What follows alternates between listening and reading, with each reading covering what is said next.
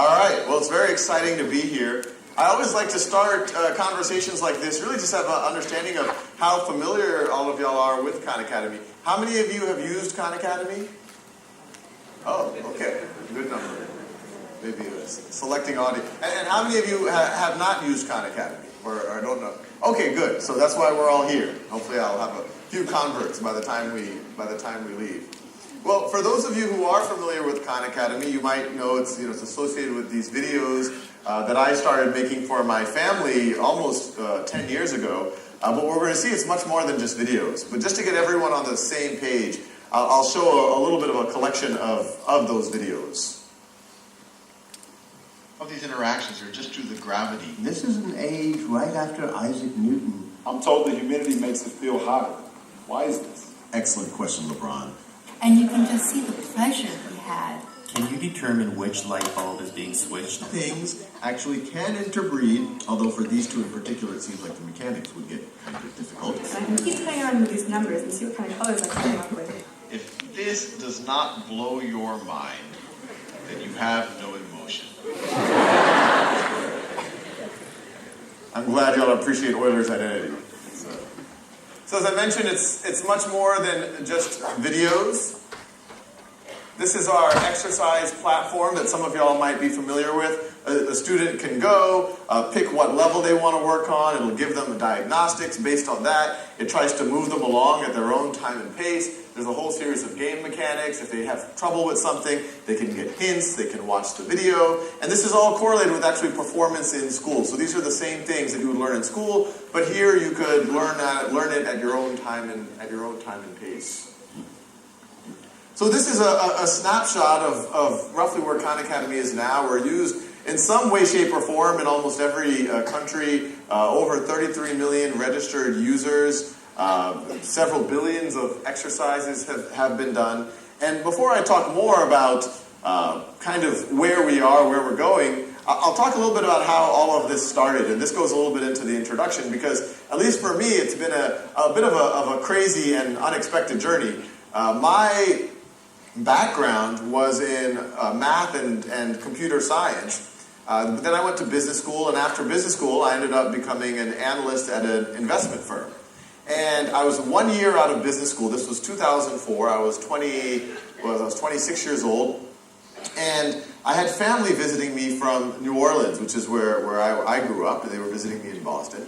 And it just came out of conversation that one of my cousins, Nadia, was having trouble in school. And she was about the same age as some of you. It turned out that at the end of 6th grade, she had taken a test that places you in 7th grade, and she didn't do well on it. And because of that, they were putting her into a slower math class in 7th grade. And when I asked her about it, it turned out that she was having trouble with unit conversion. Converting gallons to ounces, miles to kilometers. And she was a very bright young woman, so I was convinced that she was capable of learning unit conversion. So I said, hey, how about when you go back home, we can get on the phone, and I'm up for tutoring you if you are up for being tutored. And she agreed. So that was August of 2004, we started working with each other.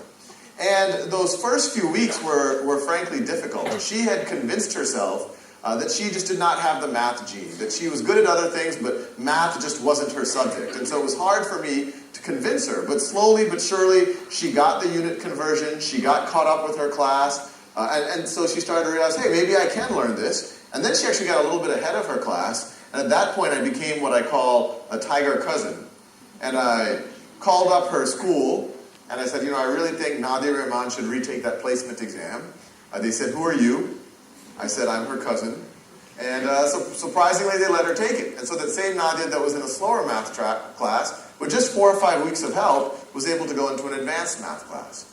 And so I was pretty excited. With a little bit of effort on my part, I was able to help a cousin. So then I started working with her younger brothers. And then a few things happened over the next couple of years. The first is that word got around the family that free tutoring was going on. And so I found myself every day after work with about 10, 15 cousins, family friends, all over the country. I would get on the speakerphone and I would try to work with them on whatever their problems were. And I saw this common trend. Even the students who are A students, B students, they all had a lot of gaps in their knowledge. Even if they were doing well, they were a little bit foggy on dividing decimals or negative exponents or logarithms or whatever, or simple equations. And so I started writing exercise software for them so that they could get practice. And so I, their tutor, could see what they knew and what they didn't know. And that was actually the first Khan Academy. It had nothing to do with videos. And it was in 2006, I was at a dinner party with and all my friends knew that I had this crazy project with my family where I was spending all of my free time tutoring them and writing this software, and I was showing off the software, and the host of the party, his name's Zulia Ramzan, said, "Hey Sal, this is all very cool, but how are you actually scaling up your lessons?" And I said, it's a good point, Zulia. I'm actually having trouble scaling up my lessons. Well, I cover one thing with Nadia one week, the next week I feel like I have to repeat it again with another cousin. Or sometimes I feel like my cousins are afraid to ask a question. And he said, well, I have an idea. Why don't you record some of your lessons as videos and upload them onto YouTube? And I immediately thought that that was a horrible idea. I said, no. YouTube is for cats playing piano. It is not for serious mathematics. But I went home that weekend, I got over the idea that it was not my idea, and I decided to give it a shot. And, those first few videos were subjects that I saw a lot of my cousins were having trouble with. The next few weeks I started telling them, watch these videos at your own time and pace. And then when we get on the phone, we can dig a little bit deeper. And then I started asking them for feedback. And they somewhat famously and backhandedly told me that they liked me better on YouTube than in person. And when someone gives you feedback like that, you want to think about why they're saying it. And it's clear what they weren't saying. They weren't saying that they didn't appreciate me in their life, that they didn't appreciate me taking the time out and motivating them. But what they were saying, and I think we can all relate to this, is if you're trying to learn something for the first time, something that you find a little bit technical or a little bit intimidating, it's stressful when someone's waiting for you to learn this. I explain a concept, I was like, it makes sense, right? And you feel pressure to say, oh yeah, it makes sense. You don't want to waste the other person's time. You don't want to be judged. But now there's no judgment. And also, if you're in an algebra class and you're a little bit foggy on your pre-algebra, you don't have to be embarrassed anymore. You can just watch those videos. If you're in a calculus class and you're a little bit foggy on your algebra, no shame. You can just watch the videos. So I took it as positive feedback and I kept going, making more and more of these videos, and it soon became, and I just put them on YouTube and they were public, and it soon became clear that people who were not my cousins were watching. And I saw the view count slowly go up, and then I saw the comments started to come in, and a lot of those early comments were just simple thank you, and even that I thought was a pretty big deal. I don't know how much time you spend on YouTube. Most of the comments are not thank you. They're a little bit edgier. But then the comments got more intense. This is the reason why I was able to pass my algebra class. This is the reason why I'm able to go back to college after I remember one letter after leaving, there was someone who had left the military and wanted to go back to college. This is the reason why, I thought I was bad at science, but now I want to become a physics major. This was, I remember in those early days, I brought my wife over, I'm like, this is incredible. There was a mother who said that both of her sons had a learning disability, and these videos were the only way that they could keep up with their class. And because of that, her and her entire family prayed for me and my entire family every night. And you can imagine how strange that was for me on some level. You have to remember, my day job, I was an analyst at a hedge fund. I was not used to people praying for me. At least in that way. And so I kept going. You fast forward to 2008, 2009, about 50, 100,000 people were using Khan Academy on a monthly basis. And so I frankly had trouble focusing on anything else. So I set up Khan Academy as a not-for-profit. I sat down with my wife. We had some savings, essentially, for a down payment on a house. But we said, look, surely the social return here, and, we're doing this as a not-for-profit, as an NGO, but the social return on investment here is really off the charts. If I were to quit my job, surely we can find someone who could support it. And I was already talking to some philanthropists. And so I quit my job to do it full-time. And anytime you do anything entrepreneurial, whether it's for-profit or not-for-profit, you almost have to take a little bit of a delusional leap of faith. You have to be a little bit overly optimistic. You assume that it's all going to work out, but once you do it, reality sets in. You start having those conversations. I must have had 20 or 30 conversations with different people, and it was promising at first, but then after a while they'd say, well, this is great, but it's not exactly what we would fund, or we don't exactly understand what you're doing. And so you can imagine it got pretty stressful. My family, our first child had just been born. We were digging into our savings, about $5,000 a month. I was getting some, $5, $10 donations off of the internet. It was amounting to a little bit. If it was any of you, thank you. But it was really stressful. One of the more stressful times in my life. And about 9 months into it, and at this point I really questioned whether I had made a blunder. I had a very good career. I was making good money. My family was now growing, and I had given it up to do this online education thing, this not-for-profit. But then all of a sudden, a $10,000 donation came in. And so I immediately see who it is. Her name is Ann Doerr.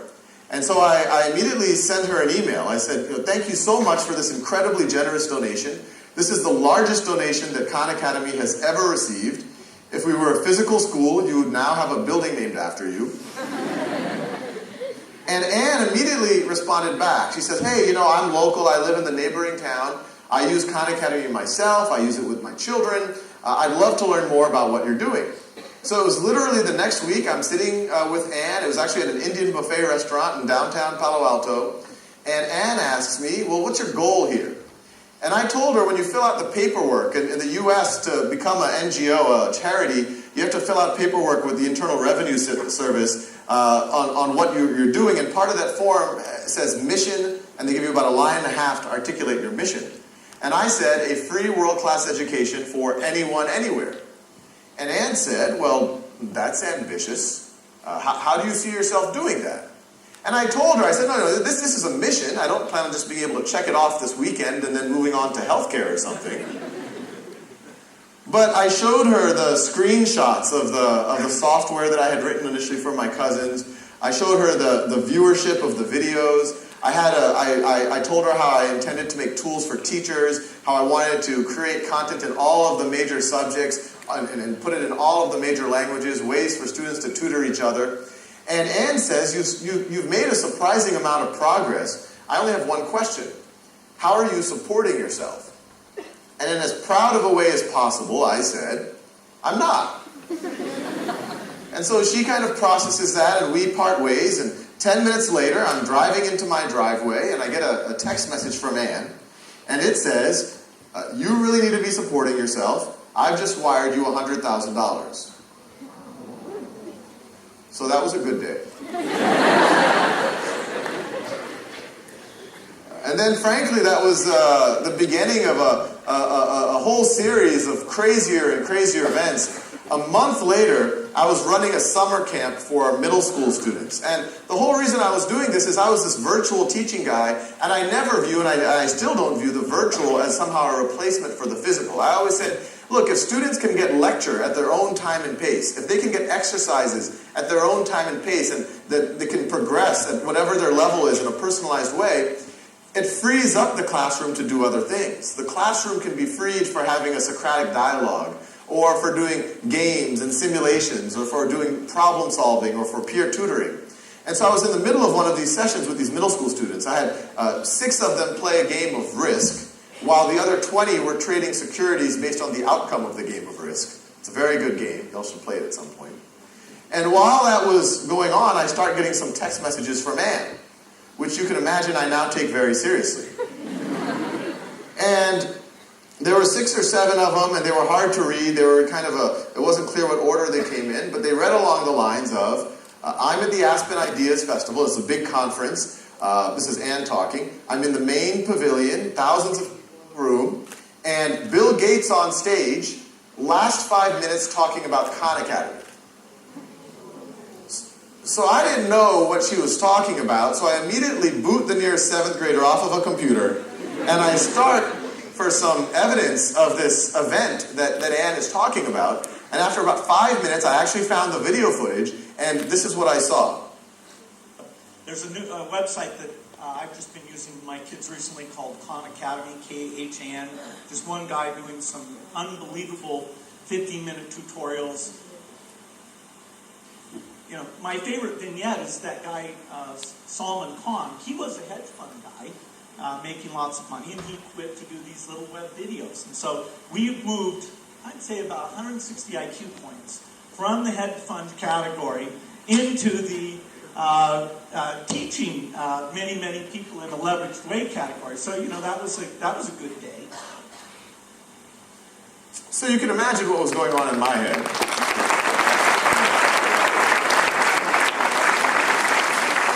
So I was literally looking at that, and you know, I was literally shaking. I was like, "Is this really happening?" And actually, my next reaction actually became nervous. I said, "You know, those videos were for Nadia, not Bill Gates." And I went home that evening. I obviously told my wife about it, and I still remember dinner that night and talking to my wife. And I said, "You know, what do I do now? I mean, what's the protocol here? You know, do I call him?" I'm guessing he's not listed. They left me in that state, that kind of limbo state, for the next 2 weeks. 2 weeks later, I'm in my walk-in closet. I'm about to record a video, and my cell phone rings, and I see it's a Seattle number. And so I answer it. Hello? Hi, this is Larry Cohen. I'm Bill Gates' chief of staff. You might have heard that Bill's a fan. Yeah, I heard that. And if you're free over the next few weeks, we'd love to fly you up to Seattle and learn more about what you're doing, or maybe ways we could work together. And I was looking at my calendar for the month. It's completely blank.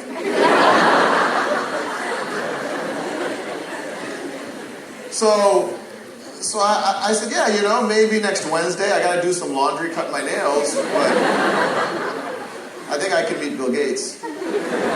So we had that meeting. It was strangely similar to the meeting with Ann.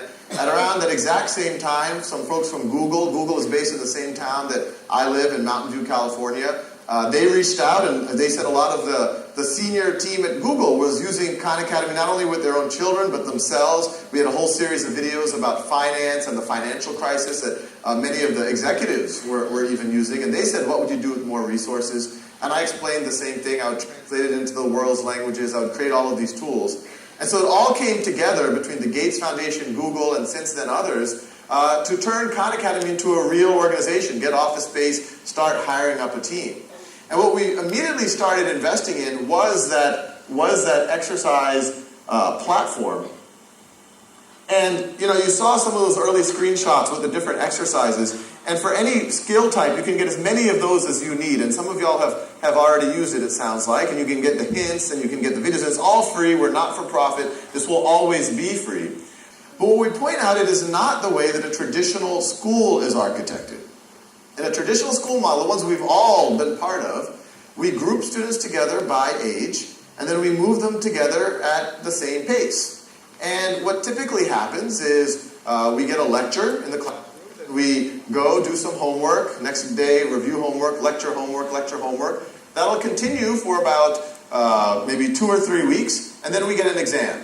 And let's say that unit was on basic exponents. And on that exam, I get 70% right, you get 80% right, you get 90% right. Even though we've identified gaps, I didn't know 30% of the material that happened to be on the exam. Even the 90%, what was that 10% that they didn't know? Even though we identified those gaps, the whole class then needs to move on to the next concept, which will be a more advanced concept, maybe negative exponents or logarithms. And which somehow expecting us to understand the more advanced one, even though we have these gaps. And then that process keeps going all the way until we might get to an algebra class or a calculus class, and things don't make sense anymore. And it's not because algebra is hard or calculus is hard or we're not bright. It's because when you look at the algebra equation, there was an exponent there and you forgot what happens, what a negative exponent is, or what happens when you raise something to the 0th power. Or you look at the calculus problem, you're a little foggy about some of your algebra. And to realize on some level how strange this is, imagine if we did other things in our life this way. Say home building. So you bring in the contractor, and you say, hey, the builder, and you say, hey, I've been told we have 3 weeks to build the foundation. Do what you can. So they do what they can. Maybe it rains, maybe some of the supplies don't show up. And 3 weeks later, the inspector comes and says, that part's not quite up to code. That over there, concrete's still wet. I'll give it an 80%. And you say, great, that's a C. Let's build the first floor. Same thing. 2 weeks, do what you can. Inspector comes, 85%. Okay, great. That's B minus C plus. Let's build the second floor, third floor. And then all of a sudden, while you're building that third floor, the whole structure actually collapses. And if the reaction is that we often have in education, we might say, hey, maybe we had a bad builder, or maybe we needed to do more inspection. But what was actually the problem was the process. You're artificially constraining when and how you have to do something, pretty much ensuring a variable outcome, A, B, C, D, F, and you take the trouble of identifying those gaps, but then you ignore it. And so what we're talking about is not a new idea. This is an idea that's actually hundreds of years old. This idea of mastery-based learning is what's fixed is that every student should master exponents, and what's variable is when and how long they actually have to work on it. Now, one thing at Khan Academy, I showed you some of the numbers before, the millions of students are using it, and it's growing at 50% a year. But for all of us, what really matters is, and this is what I guess makes us different than a traditional internet organization, is we care that there's actually meaningful impact on our students' lives. And so one thing that we recently started doing is surveying students in college and asking them, has Khan Academy had a meaningful impact on your education?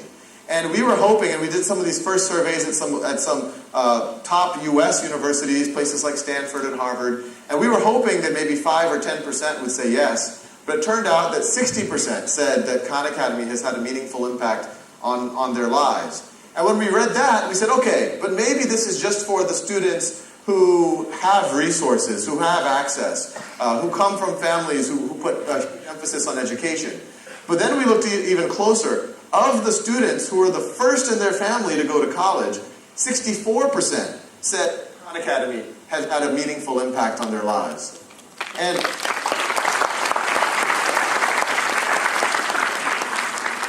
what was really powerful for us, for this group, these are students who neither parents had gone to college. We heard things like, this was the tutor that my family couldn't afford.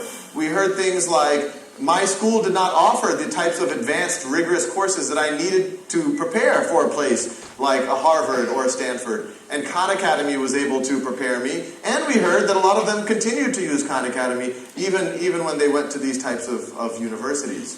And to make it even a little bit more tangible on kind of the type of impact you can have on your own potential if you apply yourself and you really persevere, I'll show you this next video.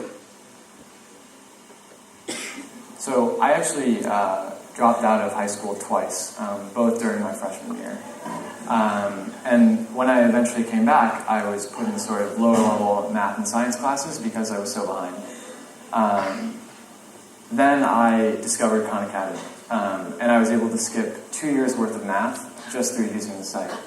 And I came into school, I took the exam with students who had been enrolled in the class all year, and I was actually able to get the highest or the second highest scores in the class.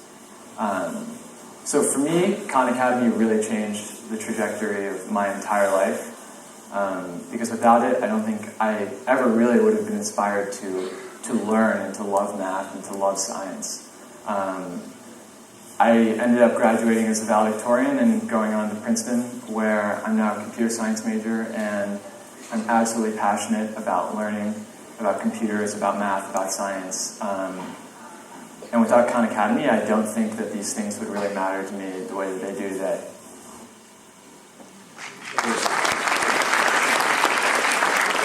And there's a neat epilogue to that story. When we found out that Charlie's a computer science major, we emailed him and we said, we have internships. And he actually joined us last summer as an intern. He was an incredible intern, and a lot of our engineers were like, who is this guy? He's able to do so much. He said, why are you surprised? We helped educate him. But in all seriousness, he was incredible. And then we gave him a full-time offer, and he, a few months ago, accepted the full-time offer and has just joined Khan Academy. So in a very strange way, we're helping to solve our own labor problems. So Very exciting. So everything I've talked about so far has been pretty much the English-speaking world, and a lot of y'all are saying, well, what about the rest of the planet? What about places like India? And all of these are pretty neat stories. You know, each of these are pictures of Khan Academy all over the planet, and we get pictures like this almost on a daily basis. Probably the neatest of these is the one in the top right. You know, I used to give talks like this and say, who knows? Maybe one day we'll be used in Mongolia, just imagining, you know, the furthest place on the planet. And a few months later, I get an email with a video from Mongolia. And it's from that young woman over there in the top right. Her name is Zaya. And she sent a video very similar to Charlie's video, where she talked about how she liked Khan Academy and it was helping her with math. And because her English was quite good and she had access to the internet, I assumed that she was middle class or upper middle class. But then I read the text of her email more closely. And it turned out that there were a group of engineers from Cisco Systems, not too far from where I lived in Silicon Valley, who were using their vacation time to go to orphanages in Mongolia and set up broadband and computer labs. And what you see in the top right there, those are the orphan girls using Khan Academy, and Zaya was one of those orphans.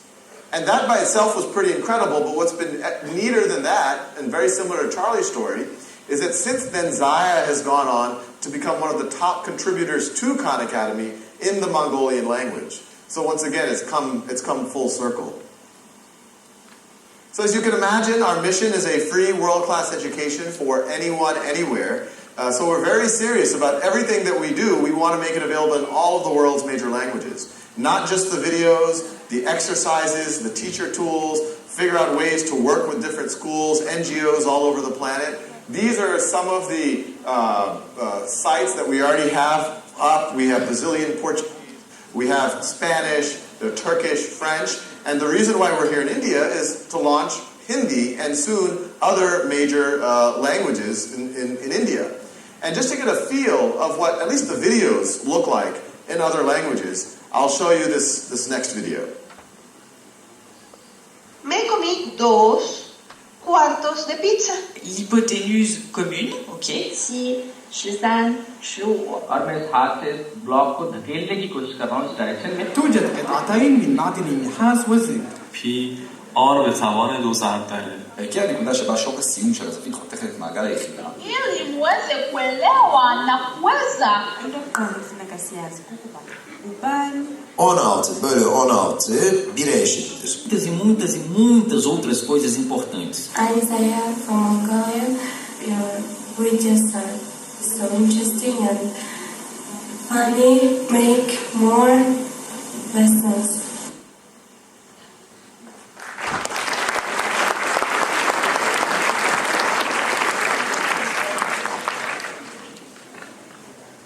So these are just more pictures of Khan Academy being used all over the planet.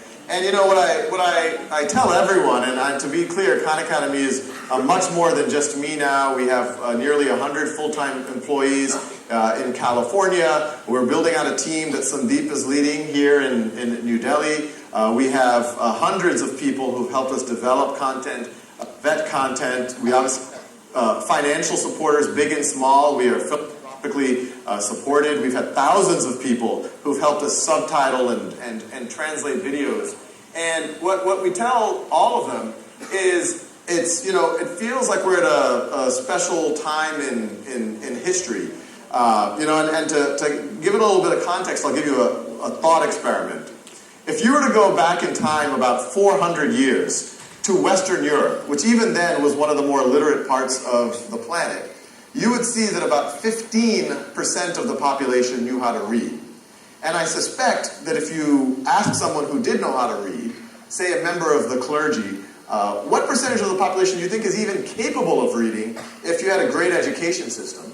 I suspect that they would have said, oh, well, maybe 20, 30, 40% if you have a great education system. Well, you fast forward to today, and we know that would have been a wildly pessimistic prediction, that pretty close to 100% of the population is capable of reading. But if I were to ask all of y'all a similar question today, What percentage of the population do you think is capable of deeply understanding calculus, or quantum physics, or starting a business, or writing a novel, or contributing to cancer research? I suspect that a lot of you might say, well, with a really great education system, maybe it's 30 or 40%. But what if that prediction is based on just what you're used to? You're used to this idea as people move ahead, they get these gaps in their knowledge. And these gaps in their knowledge keep accumulating to the point that when they get to that first genetics class, things don't make sense. Or when they get to that trigonometry class, things don't make sense. But what if we can get to a world where every student can learn at their own pace, master things? Every student has access on a low-cost device, wherever they are, whether they are in an upscale neighborhood or whether they live in a slum, if they have access. Well, what could that mean for how much potential there is? And maybe the answer to that question is that we could get much closer to 80, 90, or even 100% of the population is capable of learning these things. And personally, I actually think that's true. I actually think we're going to go there. And if you imagine what the world looks like in that state, where not just 5 or 10% of people are really capable of contributing at a high level, but closer to 100%. Imagine the rate at which we can cure diseases, or we can explore the universe, or we can solve social problems. So just, my 2 cents, I think it's a pretty exciting time. I think we have a shot of taking this thing called education, this thing that's always been scarce and always been expensive, and making it a little bit more like basic shelter or clean drinking water, and just a fundamental human right. Thank you.